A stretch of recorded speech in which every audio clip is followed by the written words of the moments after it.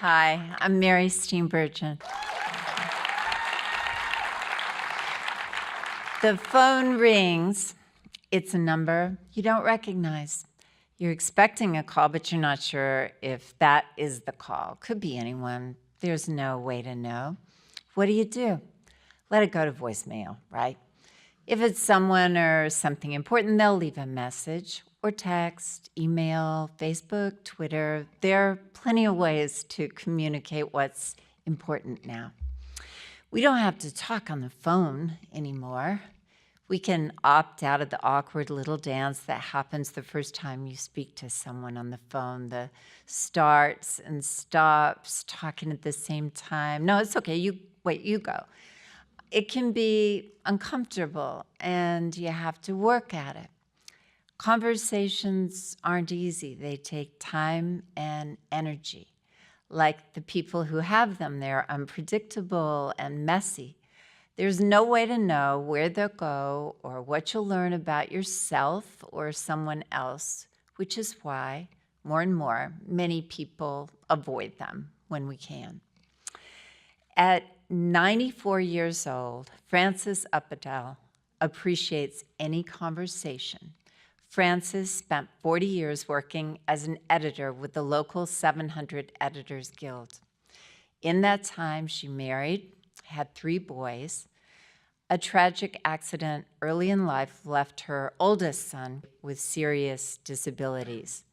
Not long after the accident, her husband died suddenly, leaving Frances all alone to provide for and raise her sons, which she did.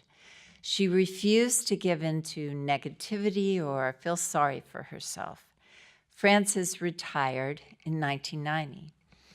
Though she loved working in the industry, she hoped retirement would allow her day-to-day life to slow down a bit, but it didn't. Her son is now 75 and still relies on her for everything. They live together in an apartment they've been in for over 40 years, which, due to zoning changes, they may be forced to move out of soon. Her middle son, Jerry, is 70 and battling cancer, and her youngest, Mike, recently lost his job. As she grew older, Frances's responsibilities grew larger, while her world grew smaller and quieter. Being the pillar of a family is a lonely job. She had outlived her friends and siblings and missed just having someone to talk to. She particularly missed talking to other women, just having someone to chat with, to laugh with, to share little joys and fears.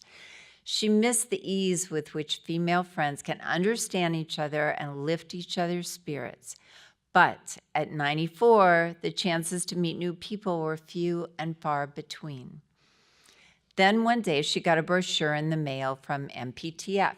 She remembers it saying, "We're all in this together," and detailing a program called the Daily Call Sheet, which connected disabled and retired industry members with trained volunteers who are often retired themselves.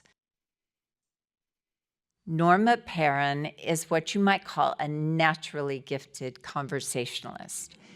She has an infectious laugh and radiates empathy and honesty.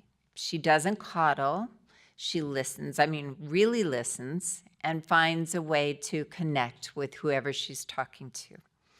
Before becoming a volunteer with MPTF, Norma spent 20 years working as a film technician for Technicolor, Warner Brothers, and MGM. It was her job to inspect the film itself to make sure it was a good print.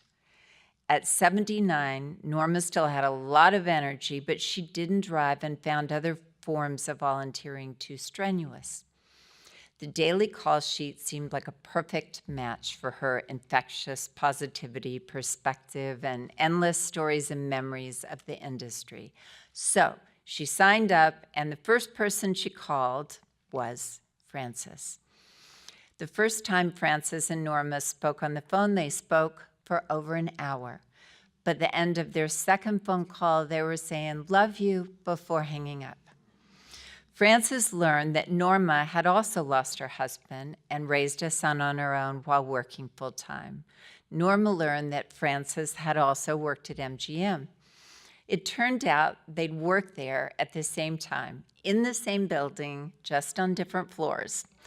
Norma had actually inspected some of the film Francis had edited. So in a sense, Norma had been Francis's first audience, the first person to see how she put it all together. They worked hand in hand without ever knowing it. After those first calls, they were so excited to have found each other that they each independently called Maureen Feldman at MPTF just to thank her for matching them up.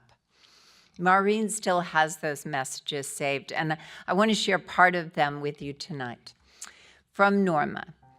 I just wanted to let you know you could not have chosen a better person. I'm having the best time I've had in years. Thanks for hooking me up with a lady like her. From Francis. I just wanted to put a call in and thank you. I got a call from Norma. She called me over the phone and we've become quite friendly. I can't thank you enough for matching us. I'm 93 and I don't have a lot of people to talk to. The world is made of people. And that call today, it was like getting a hug. Francis and Norma have been talking now for about 9 months. They talk twice a week, sometimes more. They talk about big stuff and little stuff, about everything and nothing, and they never, ever let it go to voicemail. Ladies and gentlemen, Francis and Norma allowed us to share their story with you, and as a small way of saying thank you, we have this token of appreciation. It's a gift card to their favorite restaurant, Dinah's Diner.